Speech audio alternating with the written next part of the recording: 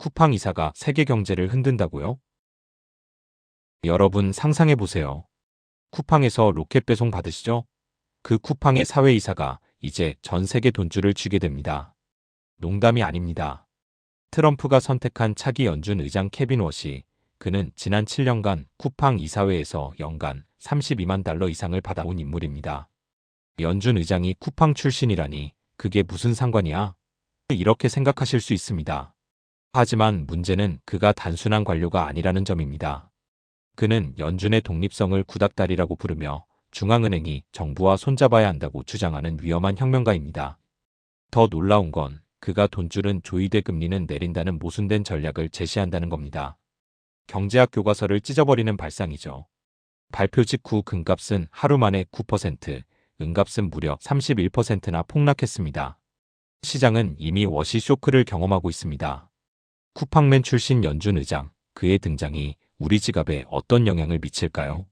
지금부터 케빈 워시의 위험한 설계를 하나씩 파헤쳐 보겠습니다. 이게 진짜 되네.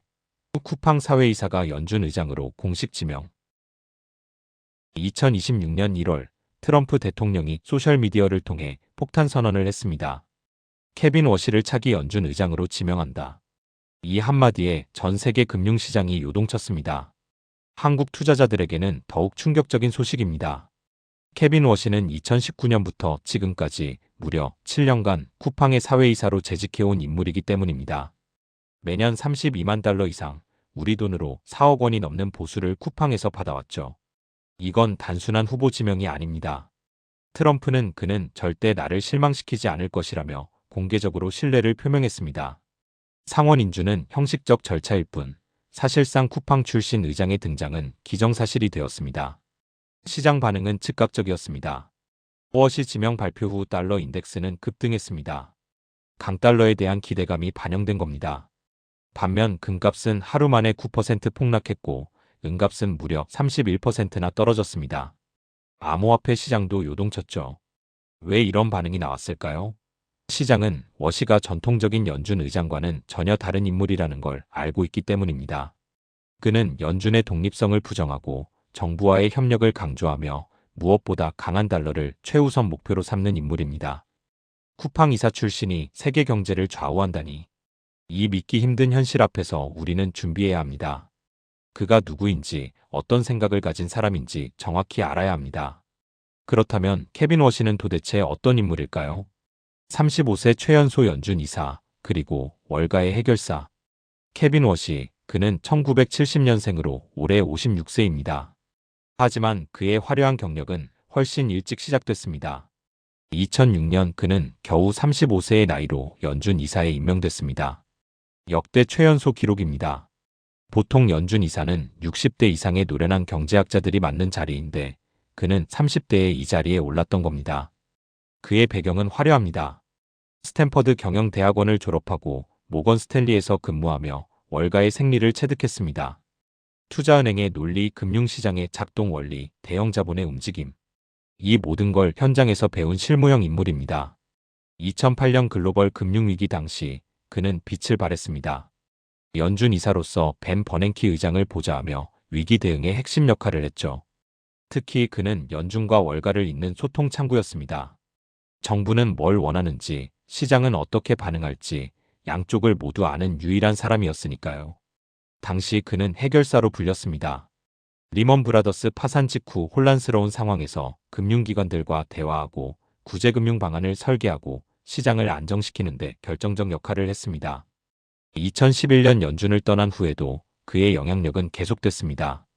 스탠퍼드 후버 연구소 펠로우로 활동하며 통화정책 연구를 이어갔고 여러 기업의 이사를 겸직했습니다.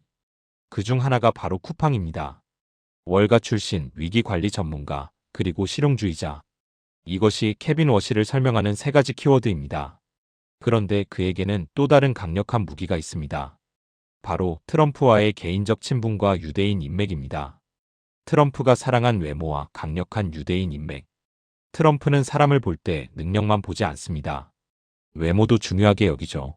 실제로 그는 케빈 워시를 똑똑하고 잘생긴 친구라고 공개적으로 칭찬한 적이 있습니다. 키가 크고 단정한 외모의 워시는 트럼프가 선호하는 중앙은행 의장의 이미지에 딱 들어맞습니다. 카메라 앞에서 당당하고 TV 인터뷰를 잘하며 시장에 신뢰를 줄 수 있는 비주얼을 갖췄죠. 하지만 더 중요한 건 그의 배경입니다. 워시의 아내는 제인 로더, 그 유명한 에스티 로더 에스트이 로더 화장품 제국의 상속녀입니다. 로더 가문은 미국 내 유대인 사회에서 엄청난 영향력을 가진 명문가죠. 워시의 장인은 로널드 로더입니다. 그는 에스티 로더의 창업자 아들이자 억만장자 사업가이며 무엇보다 트럼프의 오랜 친구입니다. 두 사람은 뉴욕 부동산 업계와 유대인 커뮤니티에서 수십 년간 교류해온 사이죠. 이 인맥이 얼마나 강력한지 아시나요? 로널드 로더는 트럼프의 정치 자금을 후원했고 트럼프의 이스라엘 정책 예루살렘 수도 인정 등을 적극 지지했습니다. 트럼프 입장에서 로더 가문은 절대 무시할 수 없는 파트너입니다. 케빈 워시는 이 강력한 유대인 인맥의 한가운데 있습니다. 단순히 능력 있는 경제학자가 아니라 트럼프 정권의 핵심 서포터 집단과 직접 연결된 인물인 겁니다. 정치적 신뢰, 개인적 친분, 그리고 거대한 자본 네트워크. 이 세 가지가 합쳐졌을 때 케빈 워시는 단순한 연준 의장 후보가 아니라 트럼프 경제 정책의 실행자가 됩니다. 그렇다면 그는 구체적으로 어떤 정책을 펼치려 할까요? 이제 본격적으로 그의 위험한 설계 속으로 들어가 보겠습니다.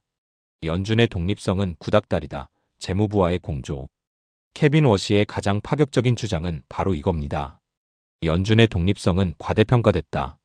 1951년 연준과 재무부는 합의 어코드를 맺었습니다. 중앙은행은 정부로부터 독립해서 통화정책을 운영한다는 원칙이죠. 이후 75년간 이 독립성은 미국 경제의 근간이었습니다.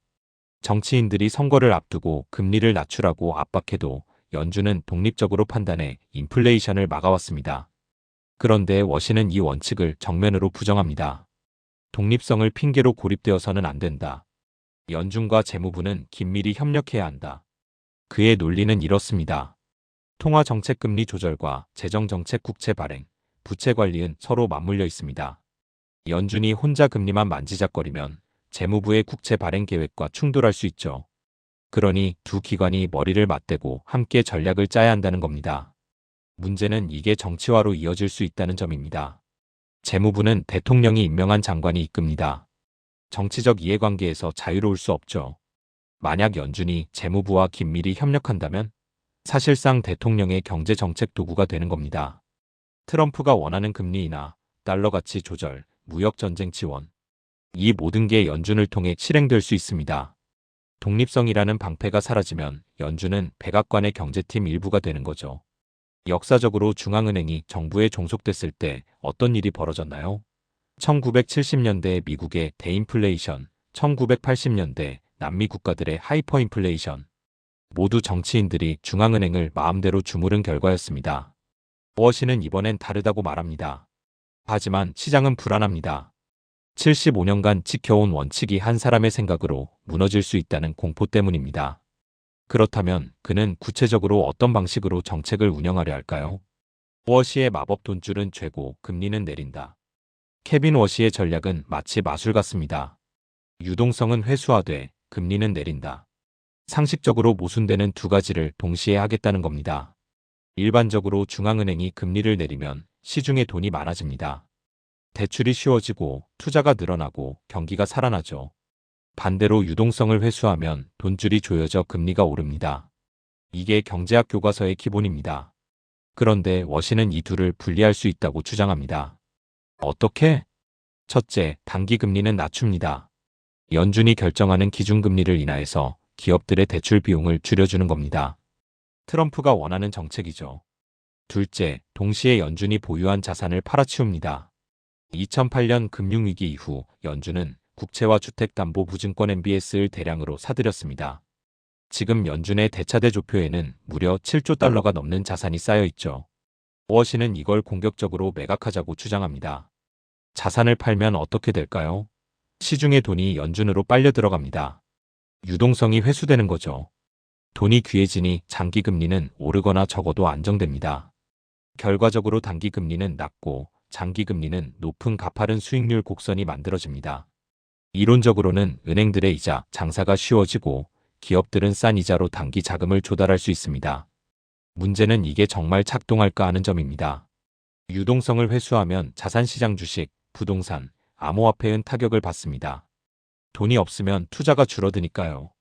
동시에 금리를 낮추면 인플레이션 압력이 다시 살아날 수 있습니다. 워시는 걱정 마라, AI가 해결해 줄 것이라고 말합니다. 인공지능이 생산성을 폭발적으로 높여서 물가를 자연스럽게 낮출 거라는 논리죠. 과연 이 마법 같은 전략이 현실에서도 통할까요? 아니면 시장을 더 큰 혼란으로 몰아넣을까요? 이 질문에 답하기 전에 워시가 가진 또 다른 위험한 생각을 봐야 합니다. 고용보다는 달러 가치 수호가 최우선. 연준의 공식 임무는 두 가지입니다. 물가 안정과 최대 고용. 이를 이중 책무두얼 맨데이트라고 부르죠. 인플레이션을 막으면서 동시에 실업률도 낮춰야 한다는 겁니다. 그런데 케빈 워시는 이 균형을 깨려 합니다. 그는 최대 고용보다 달러 가치 보호를 훨씬 중요하게 생각합니다. 그의 논리는 이렇습니다. 일자리는 시장이 알아서 만듭니다. 특히 AI와 자동화 기술이 발전하면서 생산성이 급증하고 있죠. 굳이 연준이 일자리를 걱정할 필요가 없다는 겁니다. 오히려 기술 발전이 물가를 낮춰주니 금리를 더 과감하게 낮출 수 있다고 봅니다. 대신 그가 집착하는 건 강한 달러입니다. 달러가 약해지면 미국의 패권이 흔들립니다. 기축통화 지위를 잃으면 미국은 더 이상 세계를 지배할 수 없죠. 워시는 이걸 막아야 한다고 믿습니다. 강한 달러를 유지하려면 어떻게 해야 할까요? 유동성을 조이고 달러를 귀하게 만들어야 합니다. 앞에서 말한 자산 매각 전략이 바로 이겁니다. 연준이 보유한 국채와 MBS를 팔아치우면 시중의 달러가 회수되고 달러 가치는 올라갑니다. 문제는 이 과정에서 일자리가 희생될 수 있다는 점입니다. 유동성이 조여지면 기업들이 투자를 줄이고 고용도 감소하죠.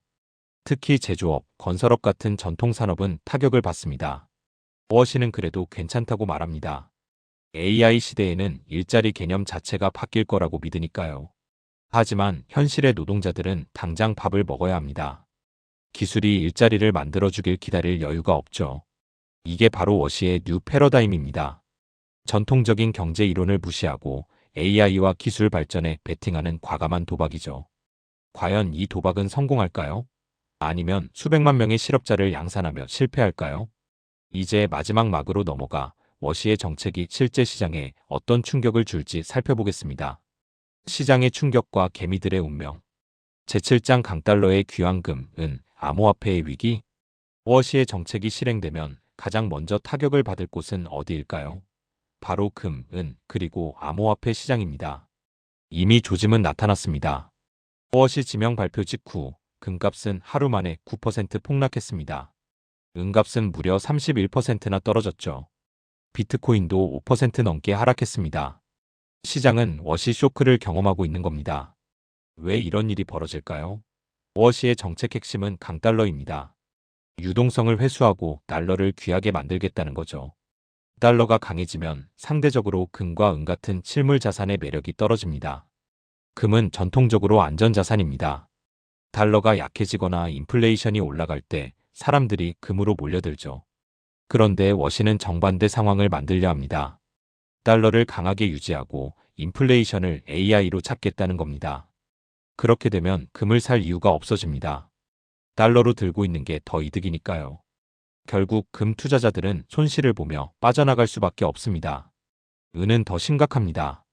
은은 금보다 산업용 수요가 많습니다. 전자제품, 태양광 패널 등에 쓰이죠. 경기가 나빠지면 산업용 수요가 줄어들고 은값은 금보다 더 크게 떨어집니다. 31% 폭락은 그 신호탄이었습니다. 암호화폐는 또 다른 문제입니다. 비트코인, 이더리움 같은 코인들은 유동성 장난감입니다. 시중에 돈이 넘칠 때 가격이 오르고 돈이 마르면 폭락하죠. 워시가 유동성을 회수하면 암호화폐 시장은 직격탄을 맞습니다. 물론 트럼프는 암호화폐를 지지합니다. 심지어 비트코인을 전략 자산으로 보유하겠다는 말도 했죠. 하지만 워시의 정책과는 충돌합니다. 유동성을 조이면서 동시에 코인 가격을 올릴 수는 없으니까요. 결국 투자자들은 선택해야 합니다. 강달러 시대의 실물 자산과 암호화폐를 들고 버틸 것인가, 아니면 손절하고 달러로 갈아탈 것인가. 지금까지 금과 비트코인에 투자해온 분들은 심각하게 고민해야 할 시점입니다. 그렇다면 한국 투자자들이 사랑하는 쿠팡 주식은 어떻게 될까요? 데이터가 아니라 워시의 입을 주목하라. 여러분, 케빈 워시의 등장은 단순한 인사가 아닙니다. 이건 75년간 이어져 온 연준의 전통을 뒤흔드는 혁명입니다. 그는 독립성을 부정하고 정부와 협력하며 강달러를 최우선으로 삼습니다. 동시에 금리는 내리고 유동성은 조인다는 모순된 전략을 제시하죠. 게다가 AI가 모든 걸 해결해 줄 거라는 낙관론까지 더해집니다. 과연 이 실험은 성공할까요? 아니면 시장을 더 큰 혼란으로 몰아넣을까요? 한 가지 확실한 건 이제 우리는 경제 데이터가 아니라 워시의 입을 봐야 한다는 겁니다. 고용지표, 인플레이션 수치, GDP 성장률. 이런 숫자들보다 워시가 무슨 말을 하느냐가 더 중요해졌습니다. 금 투자자들은 긴장해야 합니다. 강달러 시대에 금은 매력을 잃으니까요. 암호화폐 투자자들도 마찬가지입니다. 유동성이 마르면 코인 시장은 붕괴할 수 있습니다. 쿠팡 주주들은 냉정해야 합니다. 쿠팡 출신 의장이라는 환상에 빠지지 말고 실제 정책을 따져봐야 하죠. 무엇보다 우리 모두는 준비해야 합니다. 워시의 실험이 성공하든 실패하든 시장은 경랑을 겪을 겁니다. 변동성이 커질수록 기회도 위험도 함께 커지니까요. 지금 이 순간 케빈 워시는 트럼프와 함께 새로운 경제 질서를 설계하고 있습니다. 그의 첫 발언, 첫 정책 결정이 곧 나올 겁니다. 여러분 준비되셨나요? 쿠팡맨이 만들 새로운 세계가 시작됩니다.